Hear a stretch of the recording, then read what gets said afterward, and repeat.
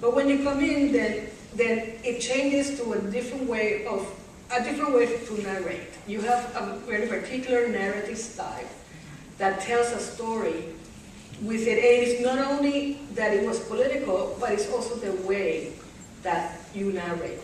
It creates images that you can see. They're very pictorial. So like Pedro Navaja, for example, you see this happening, you see the cars going and the people running, and you feel that you are in a street in New York. So that's really very interesting about how you accommodate that style to the music and the rhythms of the music. And I just talk a little bit about that. First I have to say, it's been an argument over salsa, and I personally don't like the term, but I understand the need for it. The thing is that Cuban music gave us a 3-2. Arsenio Rodriguez vital in this because he changed the format and created really the antecedent, the background for the dancing music. Okay? When the introduction of the conga, the trumpet, conjunto, he came up with a whole different thing. So Arsenio provided the backdrop for the further development. But there is no doubt that when you talk about salsa, in terms of its foundation, that it was a New York Boricua type. Because and I present one song for you, which is jazzy, and it's Willie Colon. If you hear jazzy, Willie Colon's jazzy, you will realize that nothing to do with Cuban music. Nothing to do with Cuban music. The thing that I found interesting was that the people in New York were not aware of what they were doing. They didn't realize that they had come up with something.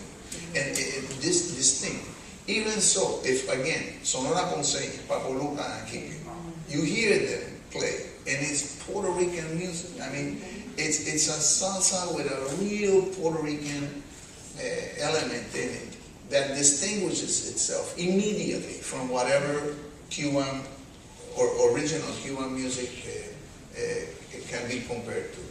So you have that element of salsa, which was a very New York kind of contribution. And then my understanding of music, and I had a lot of problems because of this, is that some people felt very angry at the fact that I was kind of interrupting the notion that music should be used solely to escape.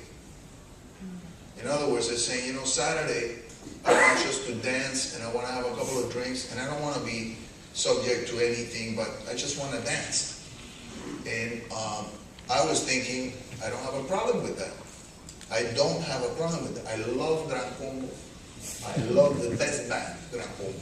For dancing, nothing like Gran Combo. Like any theater. I love them.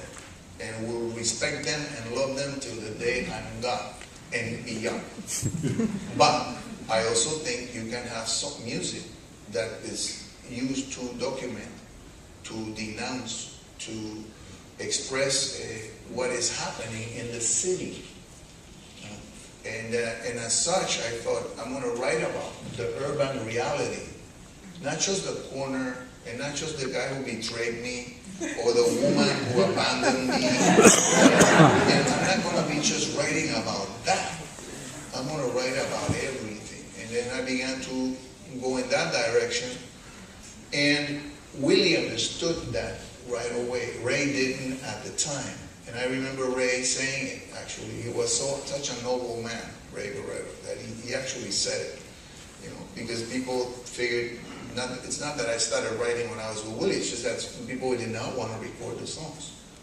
Because they found them to be, too complicated or too long. And then the other thing is that the record label felt that, I'm sorry to say this, but the record label felt that the people are pretty stupid, so that they won't get it. And I used to get infuriated by that. I said, what do you mean by that? That they won't get it? No, they don't want to hear that. I said, who says? Who are you to say this? So they were just, their idea was, let's give them, things that they will dig. And I'm saying, no, I'm not going to do that. And Willie backed me up on that. And we both began to write. I began to write, and he accepted to record songs that were critical or that had a political content or that had to do with the urban reality. Urban, American urban, not just New York.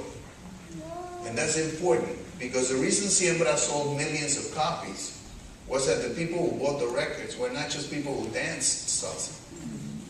The left bought it, the right bought it, grandma bought it, the person who danced bought it. In Venezuela, we sold 400,000 copies. I mean, in places where, in Argentina, I'm in Argentina in a national, in the River Plate Stadium. The teams from our national team from Argentina is playing the national team from Ecuador, and in the middle, in the half, they put Pedro Raval. So that was the big reason was that I felt that music also doesn't necessarily always have to be directed to the feet. You know, it can go to the brain, it can go to the spirit, to the heart. And I thought that we needed to document the urban reality, not just escape it, but confront it and document it. Well, Elena is a good example because, look, use it as an example. I think part of I was very careful not to write from an ideological position. See, this is what happens, and the songs then begin to sound like pamphlets, pamphletary songs.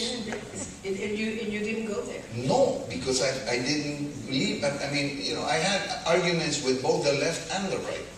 It's not that I only had to reserve my criticism or to the right, that's not true. But when we're talking about something, I also learned, as Preston Sturges showed me many, many decades ago, that humor can be very effective when you're doing any type of criticism. You have to be very careful not to believe that you have all the answers and that all of a sudden, what you're saying is like it's just about the best way. You have to be very careful with that. So Ligia Elena, if you ask me 30, my first album came out in 69. If in 1969 you stop me and you say, Ruben, what do you think is going to happen first? We're going to reach Mars, or we're going to have a black president in the United States? I'll tell you, Mars.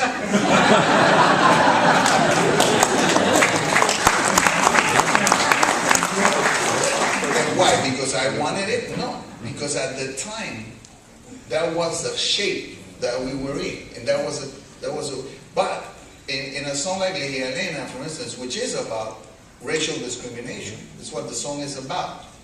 It's about somebody who's being judged by the color of their skin, not the content of their character, like Dr. King very wisely expressed many, many, many years ago. And the song continues to be relevant today. But instead of coming in with some pamphlet thing, then you have this song, which is got some humor in it, and addresses the issue in a way where you just try to take away all the nonsense, ideological nonsense, and just go to the human side of the issue and say people should be treated in a way that is derived not from the color of their skin or their religion or their sexual preference or whatever. It's like, what is the content of the character? What is it that they're doing? That's what I'm interested in. And because we were going in that direction, I think the songs survive.